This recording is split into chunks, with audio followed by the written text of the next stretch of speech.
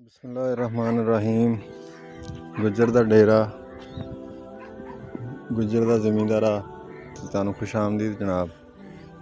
ਅੱਜ ਆਲੂਆਂ ਦੀ ਪਟਾਈ ਦਾ ਦੂਸਰਾ ਦਿਨ ਆ ਮਸ਼ੀਨ ਦੀ, ਜਿਹਨੂੰ ਆਪਾਂ ਪੱਕੀ ਪਟਾਈ ਕਹਿ ਦਿੰਦੇ ਹਾਂ। ਪੱਕਾ ਹੋਇਆ ਆਲੂ ਜਿਹਦੇ ਵਿੱਚੋਂ 20 ਕੱਢ ਲਿੱਤਾ ਜਾਂਦਾ ਹੈ। 100 ਦਿਨ ਦੇ ਉੱਤੇ ਪਟਾਈ ਲੱਗੀ ਹੋਈ ਆ। ਅੱਜ ਸੁਬਾਹ ਦਾ ਬੜੇ ਮਸਲੇ ਰਹੇ। ਸੁਬਾਹ ਇੱਕ ਥੋੜ੍ਹਾ ਜਿਹਾ ਡਰਾਈਵਰ ਦੀ ਕੁਤਾਹੀ ਦੇ ਨਾਲ ਆਪਣੇ ਉਹ ਆਏ ਤੇ 2-3 ਗੇੜੇ ਮਾਰੇ ਤੇ ਵਿੱਚੋਂ ਉਹਨੇ ਤੇਲ ਚੈੱਕ ਨਹੀਂ ਕੀਤਾ ਸੀ ਜੀ, ਡੀਜ਼ਲ ਖ਼ਤਮ ਹੋ ਗਿਆ। ਉਹ ਡੀਜ਼ਲ ਲੈਣ ਗਏ ਆ ਤੇ ਏਅਰ ਲਾਕ ਹੋ ਗਿਆ ਸੀਗਾ।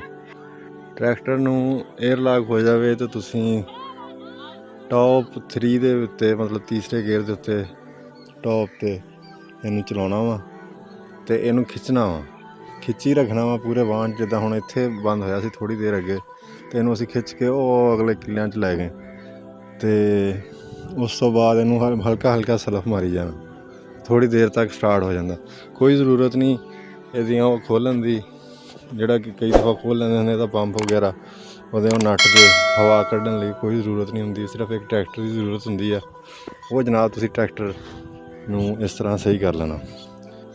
ਜਦੋਂ ਇਹਨੂੰ ਸਟਾਰਟ ਕੀਤਾ ਵਾ ਅਤੇ ਡਰਾਈਵਰ ਦੀ ਹੀ ਮੈਂ ਥੋੜ੍ਹੀ ਜਿਹੀ ਇਹ ਕਹੂੰਗਾ ਕਿ ਆਹ ਜਿਹੜਾ ਕਰਾਸ ਵਾ ਆਪਣਾ, ਇਹ ਲੰਬਾ ਹੁੰਦਾ ਕਰਾਸ ਜਿਹੜੇ ਦੂਸਰੇ ਨਾਲੋਂ ਇਸ ਮਸ਼ੀਨ ਦਾ। ਅਤੇ ਇਹ ਮਸ਼ੀਨ ਦਾ ਜਿਹੜਾ ਕਰਾਸ ਹੁੰਦਾ ਨਾ, ਇਹ ਥੱਲੇ ਲੱਗਦਾ ਹੁੰਦਾ ਪੂਰਾ। ਉਹ ਜਦੋਂ ਇਸ ਤਰ੍ਹਾਂ ਖਿੱਚਦੇ ਲੈ ਗਏ ਆ ਅਤੇ ਇਹਨਾਂ ਨੇ ਕਰਾਸ ਮਗਰੋਂ ਕੱਢਿਆ ਨਹੀਂ, ਸਿਰਫ ਆਹ ਜਿਹੜੀ ਪਿੰਨ ਕੱਢੀ ਸੀਗੀ ਉਹਦੇ ਨਾਲ ਇਹ ਸਾਰਾ ਪਿੱਛੇ ਪਿੰਜਰ ਜਿਹਾ ਨਾਲ ਹੀ ਗਿਆ। ਉਹਨੇ ਡਰਾਈਵਰ ਨੇ ਨਾ ਦੇਖਦਿਆਂ ਹੋਇਆਂ ਇਹਨੂੰ ਪਿੱਛੇ ਨੂੰ ਟਰੈਕਟਰ ਨੂੰ ਖਿੱਚਿਆ। ਜਦੋਂ ਉਹਨੇ ਟਰੈਕਟਰ ਨੂੰ ਪਿੱਛੇ ਨੂੰ ਇਸ ਤਰ੍ਹਾਂ ਬੈਕ ਗੇਅਰ ਲਾਇਆ ਅਤੇ ਇਹ ਕਰਾਸ ਦੀ ਆਹ ਜਿਹੜੀ ਐਨਕ ਆ ਇੱਥੋਂ ਟੁੱਟ ਗਈ ਸੀ। ਉਹ ਜਿਹੜੀ ਹੁਣ ਐਨਕ ਉਹ ਇੱਥੇ ਤਾਂ ਨਹੀਂ ਹੈਗੀ, ਤੁਹਾਨੂੰ ਦਿਖਾ ਨਹੀਂ ਸਕਦਾ। ਅਤੇ ਇਹ ਫਿਰ ਜਨਾਬ ਇਹਨੂੰ ਲੈ ਕੇ ਗਏ ਅਤੇ ਇਕਬਾਲ ਨਗਰੋਂ ਇਹਨੂੰ ਨਵਾਂ ਕਰਾਸ ਪਵਾਇਆ।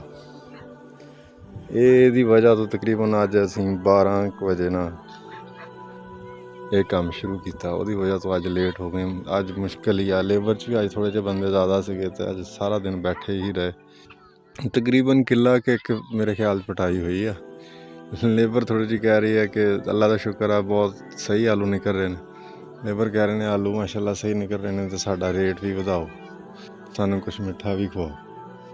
ਅਤੇ ਅੱਜ ਉਹਨਾਂ ਲਈ ਕੁਛ ਮਿੱਠਾ ਵੀ ਲੈਣ ਘਲਾਇਆ ਵਾ। ਮੈਂ ਕਿਹਾ ਚਲੋ ਪਤਾ ਨਹੀਂ ਇਹਦੀ ਵਜ੍ਹਾ ਤੋਂ ਹੀ ਮਸਲੇ ਮਸਾਇਲ ਹੋ ਰਹੇ ਨੇ। ਬਹਰਹਾਲ ਸ਼ੁਕਰ ਅੱਲਾ ਦਾ ਹੁਣ ਠੀਕ ਆ। ਜਿਹੜੇ ਹੈਗੇ ਨੇ ਚੱਕਰ, ਜਿਹੜੇ ਆਪਾਂ ਸ਼ਾਫਟ ਦੇ ਚੱਕਰ ਆ, ਉਹ 240 ਦੇ ਤੇਜ਼ ਸਹੀ ਹੁੰਦੇ ਨੇ। ਸਭ ਤੋਂ ਜ਼ਿਆਦਾ ਬੈਸਟ ਮੇਰੇ ਖਿਆਲ 'ਚ 240 'ਤੇ ਹੀ ਮਸ਼ੀਨ ਚੱਲਦੀ ਹੈ। ਸ਼ਾਇਦ ਪੁਰਾਣਾ ਮਾਡਲ ਆ, ਇਸ ਵਜ੍ਹਾ ਦੇ ਉੱਤੇ ਇਹਦੇ ਉੱਤੇ ਮਸਲੇ ਆ ਰਹੇ ਨੇ। ਅਤੇ ਪੁਰਾਣਾ ਮਾਡਲ ਆ ਜਨਾਬ। ਹੁਣ ਤਾਂ ਇਹਨੂੰ ਲਿੰਕਾਂ ਦੇ ਉੱਤੇ ਚੱਕਦੇ ਆ, ਤੁਸੀਂ ਉਹਦੇ 'ਤੇ ਦੇਖਿਆ ਹੋਊਗਾ ਮਸ਼ੀਨ ਨੂੰ। ਬਹਰਹਾਲ ਇਹ ਪੁਰਾਣਾ ਮਾਡਲ ਆ। ਇਹਨੂੰ ਅੱਗੇ ਆਪਣਾ ਆਹ ਲੱਗਦਾ ਹੁੰਦਾ ਵਾ ਜੈਕ ਜਿਹਾ, ਉਹਦੇ ਨਾਲ ਇਹਨੂੰ ਆਪਰੇਟ ਕੀਤਾ ਜਾਂਦਾ।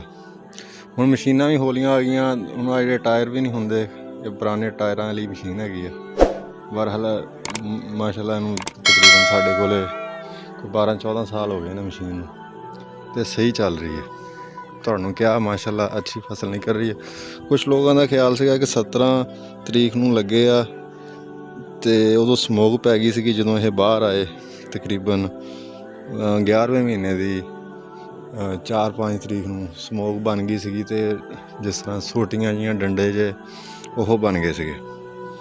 ਇਹ ਮਾਸ਼ਾਅੱਲਾ ਅਸਲ 'ਚ ਕੁਛ ਲੋਕ ਕਹਿੰਦੇ ਆ ਕਿ ਬੀਜ ਦਾ ਸਾਈਜ਼ ਕੀ ਹੋਣਾ ਚਾਹੀਦਾ ਵਾ, ਉਹ ਵੀ ਇੱਕ ਮਸਲਾ ਬਹੁਤ ਵੱਡਾ ਹੈਗਾ। ਬੀਜ ਦਾ ਸਾਈਜ਼, ਆਹ ਜਿਹੜਾ ਸਾਈਜ਼ ਜਿਹੜਾ ਛੋਟਾ ਵਾ, ਜਿਹਨੂੰ ਆਪਾਂ ਗੋਲੀ ਸਾਈਜ਼ ਕਹਿ ਲੈਂਦੇ ਹਾਂ, ਮੇਰੇ ਖਿਆਲ 'ਚ ਅੱਜ ਕੱਲ੍ਹ ਜਿੱਦਾਂ ਦਾ ਮੌਸਮ ਚੇਂਜ ਹੋ ਰਿਹਾ ਵਾ, ਇਹ ਨਹੀਂ ਰੱਖਣਾ ਚਾਹੀਦਾ।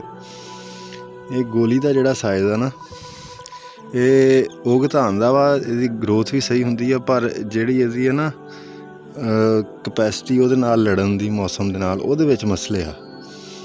ਜਿਨ੍ਹਾਂ ਨੇ ਵੀ ਗੋਲੀ ਵਾਲਾ ਐਰਕੀ ਬੀਜ ਲਾਇਆ ਵਾ ਛੋਟਾ ਬਹੁਤ ਸਾਈਜ਼, ਜਿਹਨੂੰ ਆਪਾਂ ਆਹ ਜਿਹੜਾ ਸਾਈਜ਼ ਮੈਂ ਤੁਹਾਨੂੰ ਦਿਖਾ ਰਿਹਾ, ਇਹ ਸਾਈਜ਼ ਜੇ ਲਾਇਆ ਵਾ, ਅਤੇ ਉਹਦੇ ਉੱਤੇ ਸਮੋਕ ਨੇ ਬਹੁਤ ਜ਼ਿਆਦਾ ਅਸਰ ਕੀਤਾ। ਇੱਕ ਫਿਰ ਗਰਮੀ ਸੀਗੀ, ਐਰਕੀ ਗਰਮੀ ਲੰਮੀ ਪੈ ਰਹੀ ਆ। ਸਾਡਾ ਗਲੋਬਲ ਵਾਰਮਿੰਗ ਦਾ ਮਸਲਾ ਵਾ, ਜਿਸ ਤਰ੍ਹਾਂ ਸਾਰਿਆਂ ਨੂੰ ਪਤਾ ਵਾ। ਉਹ ਗਲੋਬਲ ਵਾਰਮਿੰਗ ਦਾ ਜਿਹੜਾ ਮਸਲਾ ਨਾ, ਉਹਦੀ ਵਜ੍ਹਾ ਦੇ ਉੱਤੋਂ ਆਪਣੇ ਸਮੋਕ ਤਾਂ ਹੁਣ ਮੈਨੂੰ ਲੱਗਦਾ ਹਰ ਸਾਲ ਹੀ ਪੈਣੀ ਆ, ਜ਼ਿਆਦਾ ਹੀ ਪੈਣੀ ਆ। ਤੇ ਮੇਰਾ ਤਕਰੀਬਨ ਮਸ਼ਵਰਾ ਇਹ ਹੈ ਕਿ ਤੁਸੀਂ ਆ ਜਿਹੜਾ ਗੋਲੀ ਵਾਲਾ ਛੋਟਾ ਨਾ ਇਹ ਸਾਈਜ਼ ਨਾ ਰੱਖੋ ਬੀਜ ਲਈ। ਹੁਣ ਸਾਈਜ਼ ਆ ਜਿਹੜਾ ਆਹ ਇੱਕ ਮੈਂ ਤੁਹਾਨੂੰ ਰੱਖ ਕੇ ਦਿਖਾ ਦਿੰਦਾ, ਜਿਹੜਾ ਛੋਟਾ ਸਾਈਜ਼ ਜਿਹਨੂੰ ਆਪਾਂ ਗੋਲੀ ਕਹਿ ਦਿੰਦੇ ਹਾਂ, ਆ ਵੱਡਾ ਸਾਈਜ਼, ਆ ਗੋਲੀ, ਆ ਇੰਨਾ ਫਰਕ ਹੈ ਜੀ। ਆ ਜਿਹੜਾ ਗੋਲੀ ਦਾ ਸਾਈਜ਼ ਆ ਜਿਹੜਾ ਆਪਣਾ ਨੋਰਮਲ ਸਾਈਜ਼ ਆ ਬੀਜ ਦਾ। ਆ ਜਿਹੜਾ ਛੋਟਾ ਸਾਈਜ਼ ਆ ਨਾ, ਇਹਦੇ ਨਾਲ ਮਸਲੇ ਆ ਰਹੇ ਸਮੋਕ ਦੇ ਉੱਤੇ। ਤੇ ਤੁਸੀਂ ਕੋਸ਼ਿਸ਼ ਕਰਨੀ ਆ ਕਿ ਆਹ ਜਿਹੜਾ ਸਾਈਜ਼ ਹੁਣ ਨਹੀਂ ਰੱਖਣਾ। ਹੁਣ ਦੂਸਰਾ ਸਵਾਲ ਇਹ ਆ ਜਾਂਦਾ ਕਿ ਸਰ ਆਹ ਜਿਹੜਾ ਸਾਈਜ਼ ਅਸੀਂ ਕਿੱਧਰ ਨੂੰ ਕਰੀਏ। ਦੇਖੋ ਇਹ ਹੁਣ ਤੁਸੀਂ ਦੋ ਤਰੀਕੇ ਹੈਗੇ ਨੇ। ਜੇ ਜਾਨਵਰ ਤੁਹਾਡੇ ਕੋਲ ਹੈਗੇ ਨੇ ਤਾਂ ਤੁਸੀਂ ਆਹ ਜਿਹੜਾ ਸਾਈਜ਼ ਕਢਾ ਕੇ ਜਾਨਵਰਾਂ ਨੂੰ ਖਵਾ ਦਿਓ। ਇਹ ਜਾਨਵਰਾਂ ਵਾਸਤੇ ਬਹੁਤ ਅੱਛਾ, ਗਾਵਾਂ ਲਈ ਜਿਸ ਤਰ੍ਹਾਂ ਤੁਸੀਂ ਉਹ ਦੇਖਿਆ ਅਸੀਂ ਕਈ ਵਾਰੀ ਪਾਇਆ ਹੈਗਾ। ਇਹਦੇ ਵਿੱਚ ਵੀ ਜਿਹੜਾ ਕੋਈ ਟਾਇਰ ਥੱਲੇ ਆ ਗਿਆ ਜਾਂ ਕੋਈ ਗਲਿਆ ਜਾਂ ਕੋਈ ਖ਼ਰਾਬ ਆਲੂ ਜੇ ਕੋਈ ਇਹਦੇ ਵਿੱਚ ਨਿਕਲੇਗਾ, ਉਹ ਵੀ ਅਸੀਂ ਗਾਵਾਂ ਨੂੰ ਹੀ ਪਾਉਣਾ ਵਾ, ਉਹਨਾਂ ਲਈ ਬੜਾ ਚੰਗਾ ਹੁੰਦਾ ਵਾ।